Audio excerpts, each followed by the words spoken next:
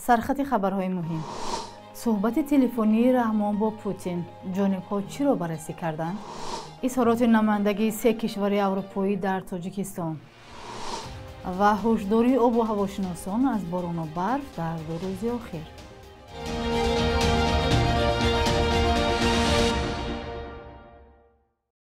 روزتان بخیر باشد بیننده‌های عزیز و برنامه نویدی بامدادی خوش آمدید. امروز سه‌شنبه 25 فوریه. اگنتی آب و هواشناسی تاجیکستان از باران و برف در روزهای 25 و 26 فوریه پیشگویی کرده است. به اطلاع منبع امروز در بیشتر منطقه‌های وادی و دامنه‌کوهی و شهر دوشنبه باران در نظر است.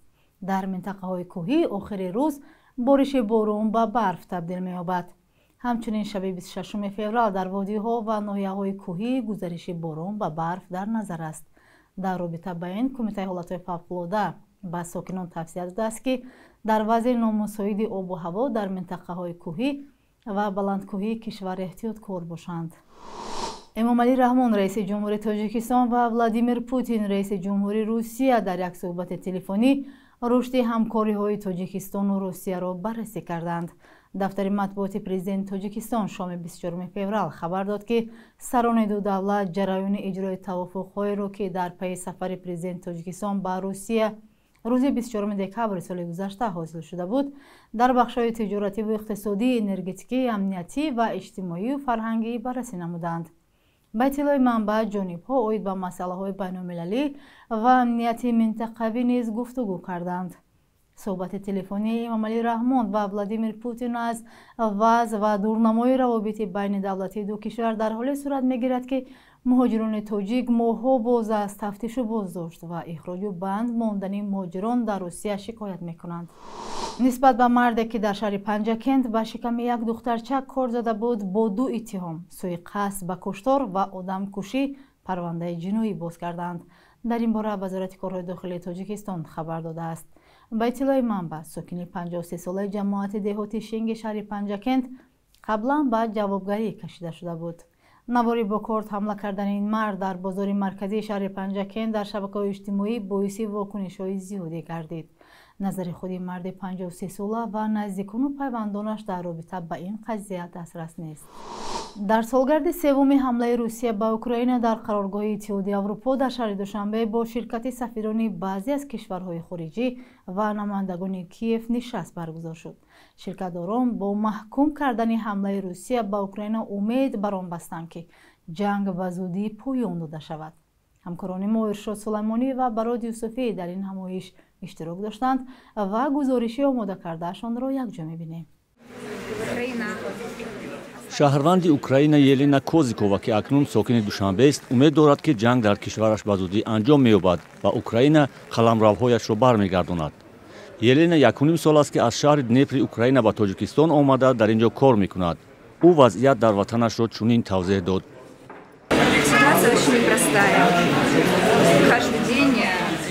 وضعیت خیلی مشکل است. آدمان هر روز در غم زنده ماندنند. برای این دهشت است، این درد است. وقتی میشنوی که در پهلویت چیزی میترکد.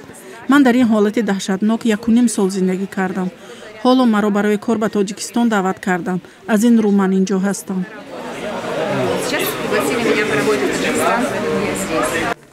در سومین سالگرد آغاز حمله بی‌دلیل روسیه به اوکراین در قرارگاه اتحادیه اروپا در دوشنبه همایش با شرکت سفیران کشورهای خارجی و نمایندگان اوکراین برگزار شد.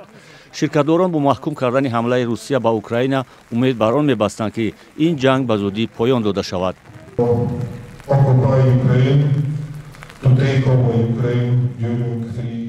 روسیه نقشه داشت که در 3 روز اوکراین را اشغال کند.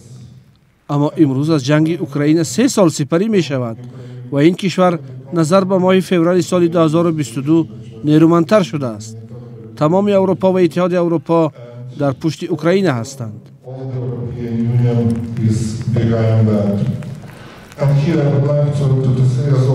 در پایان این همایش اظهارات مشترک سفیران فرانسه، آلمان و بریتانیای کبیر در تاجیکستان نشر شد که گفته می شود از همه بیشتر اوکراین صلح را می خواهد. به اشتراک اوکراین و اروپا هیچ گونه تصمیم درباره اوکراین و اروپا گرفته نمی‌شود. تنها صلح همجانبه عادلانه و پایدار برای اوکراین که شرط ضروری امنیت پایداری فرواقیانوسی میباشد میتواند اساس برقرارسازی امنیت بین المللی گردد. شیرعلی رضاییان کارشناس روابط بین الملل بر این است که آغاز گفتمان درباره صلح در اوکراین یک عامل بسیار مهم است. با کجا آورده رساندنش بار دیگر میگم که معلوم نیست، چون اگر کشمکش بین اروپا و امریکا بسیار دوامدار شود و اونا با هم موافقت نکنند، همون نظام امنیتی اتلانتیک شمالی با یک بحران بسیار بسیار جدی روبرو می‌شود و این شاید واقعا زوال اروپا در سیاست بین المللی هم باشد. روسیه 3 سال پیش 24 فوریه سال 2022 به اوکراین حمله کرد. آن زمان مأموریت جو بایدن رئیس جمهوری سابق ایالات متحده آمریکا اعلام کرد که از اوکراین پشتیبانی می‌کند.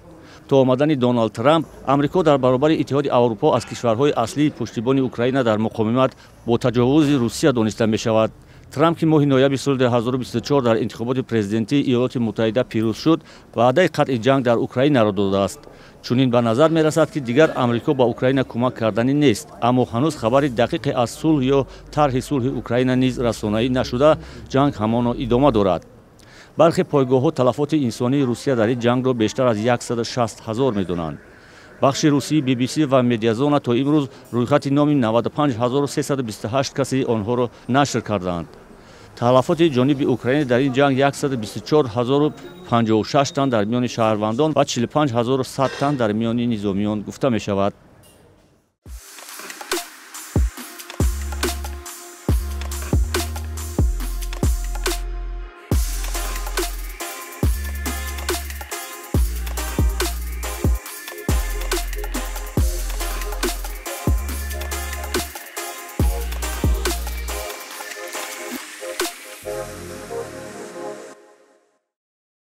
قوی رسولزاده و عادلبек قاسمعلیев سروزیران تاجیکستان و قرغیزستان در یک صحبت تلفنی همکاری‌ها به خصوص سازشنامه تعیین و نشانه‌گذاری مرز را بررسی کردند. در این باره روز 24 فوریه دفتر مطبوعاتی حکومت قرغیزستان خبر داد. مقامات در تاجیکستان هنوز اطلاعی نشر نکردند. گفتگوی تلفنی سروزیران دو کشور در حالی است که مقامات تاجیکستان و قرغیزستان روز 21 فوریه سازشنامه نهایی تعیین خط مرز را امضا کردند. این حجت باید برای بررسی به پارلمان و سپس برای امضا به پرزیدنت‌های دو کشور پیشنهاد شود، اما هنوز زمان بررسی و امضای آن معلوم نیست. جزئیات سند نیز رسانه‌ای نشده است. تاجیکستان و قرغیزستان تقریباً 1000 کیلومتر مرز دارند و نامعینی در سرحد در سالهای 2021 و 2022 سبب درگیری‌های خونین شد و از هر دو جانب ده‌ها کشته و زخمی بر جای گذاشت. بخش یک روز تاریخ از مهمترین تحولات تاریخی برای امروز خبر می‌دهد.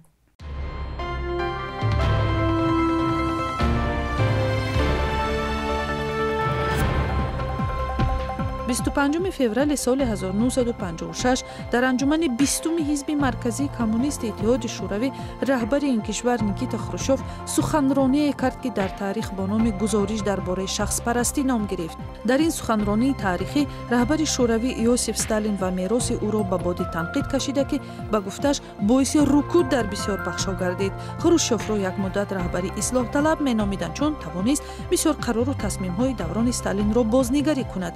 با گذشت 10 سالها در قرن 21 هم مسئله شخص پرستی در جامعه‌های سابق شوروی از جمله تاجیکستان دوباره مطرح می شود. 25 فوریه سال 2009 پارلمان تاجیکستان طرح قانونی را قبول کرد که بر اساس آن خصوصی گردانی برخی شرکت‌های به قول مقامات دارای اهمیت استراتژیکی منع می شود و این فهرست اسم شرکت آلومینی تالکو، نیروگاه‌های نارک و راغون و دیگرها داخل شدند. این قرار اینچنین ابیکت‌های نظامی و ذخیره‌های آبی کشور را در بر می‌گیرد. 25 فوریه سال 2015 پارلمان تاجیکستان رضایت داد که درس اخلاق جنسی به برنامه تعلیمی در مکتب‌ها وارد شود. نمایندگان مجلس گفتند هدف آگاه کردن نورسان از بیماری‌های جنسی و جلوگیری از حمله‌های نامطلوب است. فعالان ضرورت چنین درس‌ها را برای بالا بردن سطح آگاهی شهروندان از حقوق خود مهم شمردند، چون در جامعه سنتی تاجیکستان موضوع رابطه‌های جنسی و صحبت آشکار در این موضوع همانات پوشیده است. با وجود اجازه قانون همچنان در اکثر مکتب‌ها این مسائل در چهارچوب درس‌های تربیوی معرفتی عائله‌داری محدود مطرح می‌شود.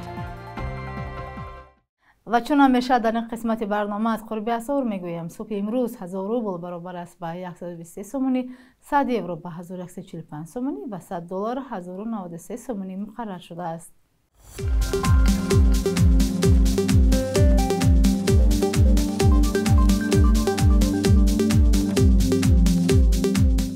شما نویدی بامدادی رو تماشا کردید. اگر نظر یا پیشنهادی دارید برایمون نویسید. تا فردا در همین وقت ساعت. خدا نگهدار.